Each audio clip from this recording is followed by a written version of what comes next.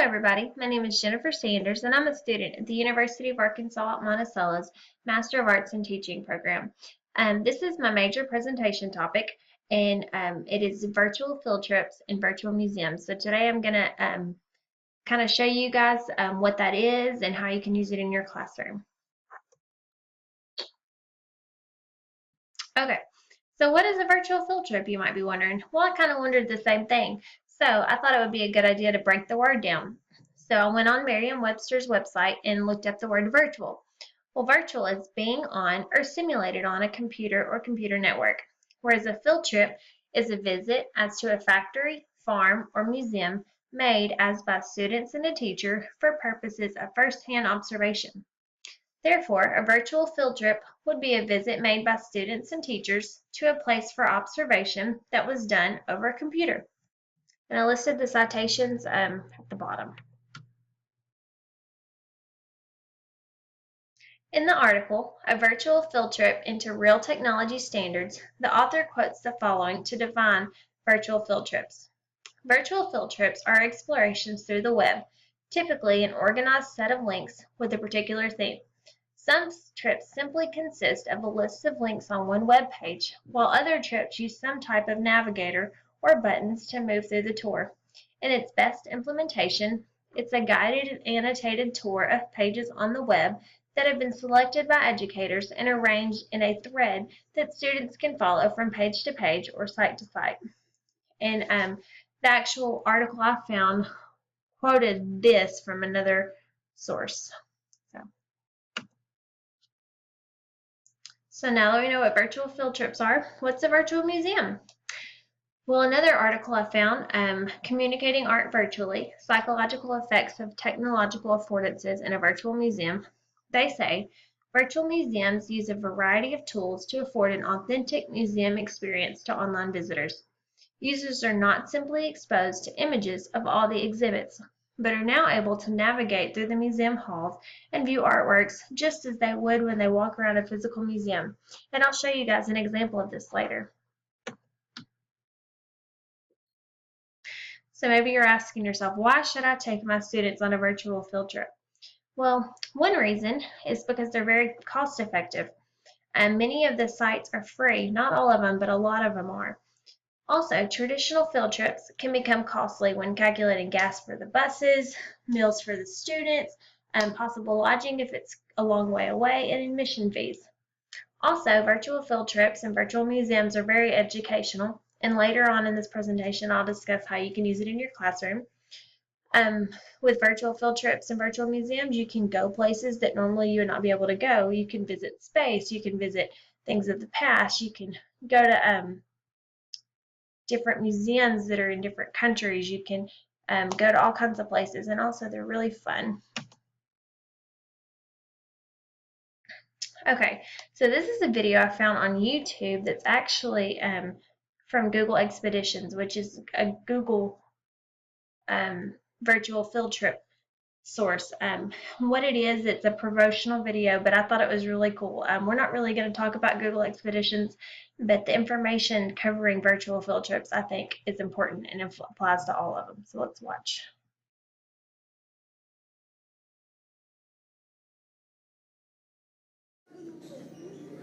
You could pick anywhere in the world that you want to go. Where would you want to go? I would like to go to the moon. Thailand, ancient Greece, India, to Nigeria, my homeland. One or maybe all of the 7 wonders of the world. When you explore different places, you have the chance to actually learn something new. You want to be able to show the kids that there's something outside of your community that you could go to and learn from, and that there's other places you can visit. All right, so let's do our objective and we'll talk about the lesson for today. We're gonna take a field trip to Verona, Italy to see the place where Romeo and Juliet lived. I'm going to take you on this field trip under the water. Okay, you guys ready? Pick up your devices. And look in your cardboard. What is that? I see a shark. Whoa! It allowed us to go somewhere we wouldn't normally be able to go. Are we in China? This is the Great Wall of China. We got to see the place itself so we could actually understand what she was talking about. How long would it take to walk the length of the Great Wall of China? so much more enriching than just showing them a picture or just having them read about it. This device can actually make us go to places that we've never been before. It brings the lesson to you. You have to see it for yourself to believe it. There's so much other places to see, so you know that it's never going to end.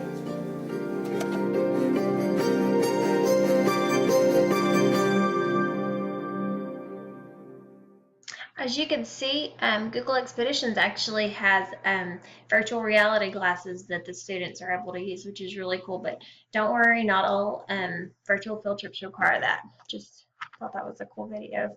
Just show you guys.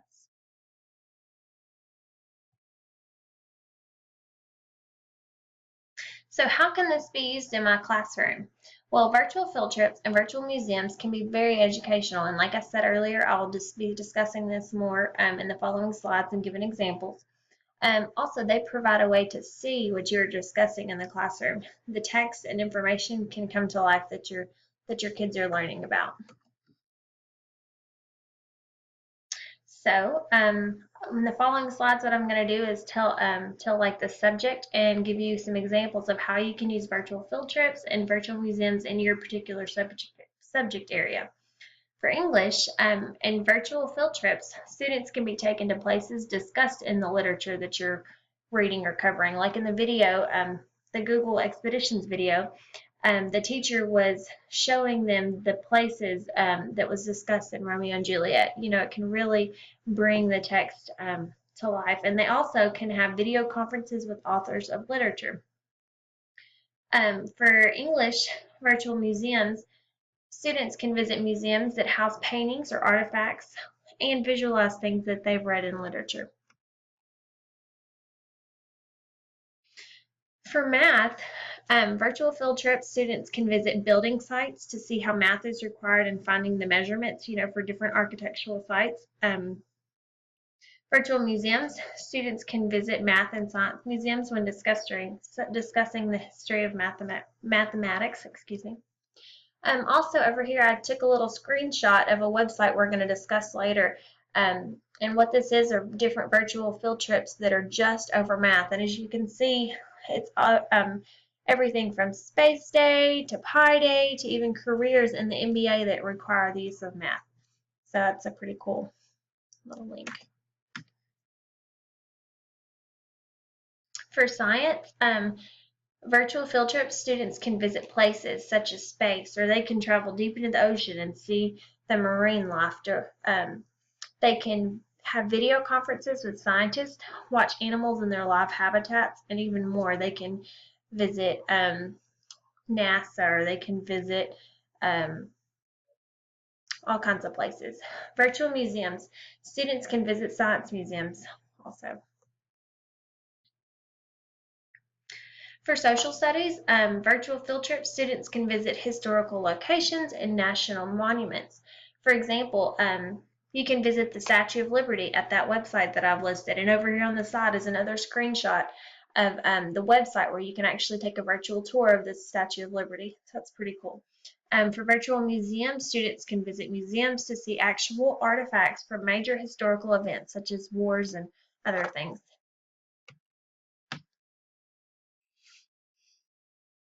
For the fine arts, virtual field trips can be taken to visit live performances of musicians and artists, and students can visit art museums to view famous sculptures and paintings. An excellent source to use is Google Arts and Culture at that website, and we're going to discuss that website in a little bit. So here's a couple of websites we're going to review. The first one is Discovery Education, Virtual Field Trips, and the next one is Google Arts and Culture. So Discovery Education, Virtual Field Trips. This is a really cool website. It's made by Discovery, and what it is just a whole bunch of different virtual field trips that you can take your students on.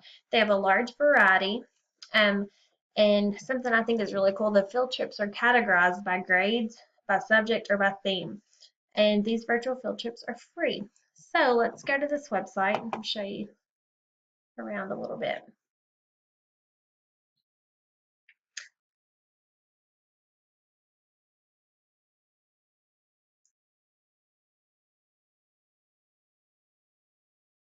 Okay, so Discovery Education virtual field trip sites, and it's, little caption says, take your students to the most amazing places.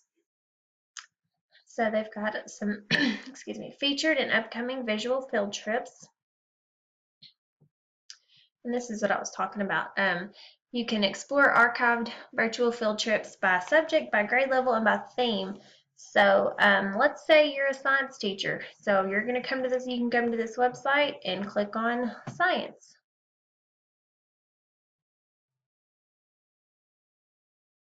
And all these virtual field trips pop up. You can see stuff from Toyota. Right here, there's a video from Toyota, video of agriculture and science. There are videos about virtual experience series of the tundra, live from the tundra, and Stardate. So there's all these options that you can, all these cool virtual field trips that you can take your kids on that could really aid in their learning. Let's get out of that. Okay. So the next site we're going to talk about is Google Arts and Culture, and I think this one is really neat. With this site, you can visit several different museums and places in Street View. And Street View, what it is, it's like you're standing in the actual museum and looking at it. And you can click on different places, and it'll like walk you to them, and you can zoom in and zoom out, and it's pretty cool.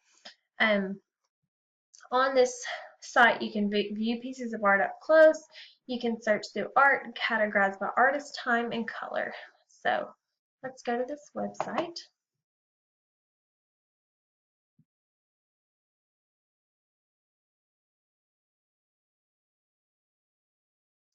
Okay. So Google Arts and Culture. And as you see, there's like a daily digest, and it's got some different pieces on there. There's a featured project, featured stories, all this stuff. And this is what I was telling you guys about that I think is so neat. It's Explore with Street View. And you can see there's all these different options. You can go to Stonehenge. Excuse me. You can visit the Sydney Opera House. Here's the museum, the Israel Museum in Jerusalem. So let's go to Jerusalem.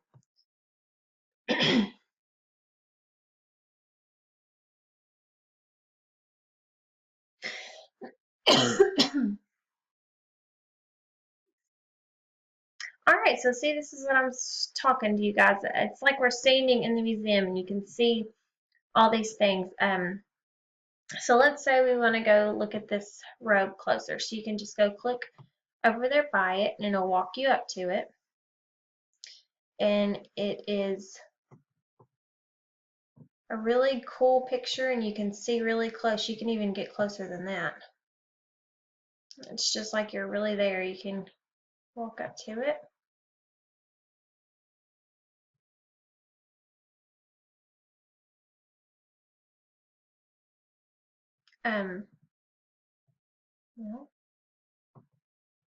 Let's see, you can scroll around. Let's see if it'll do it over here. Okay, so there you go. See, you can walk up to things closer to get a better look at them. You can walk up to this little painting and see how close you can get. You can get right on top of it and really see even little small details in the paintings and stuff. Okay, so let's get out of this page. I'm just showing y'all an example of a museum you could walk through.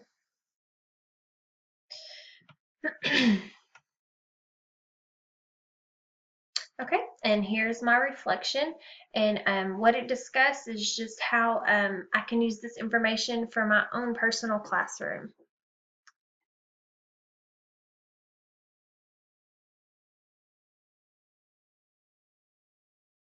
And this is a list of my citations and the sources that I used to create this project. Thank you so much for watching. Have a great day.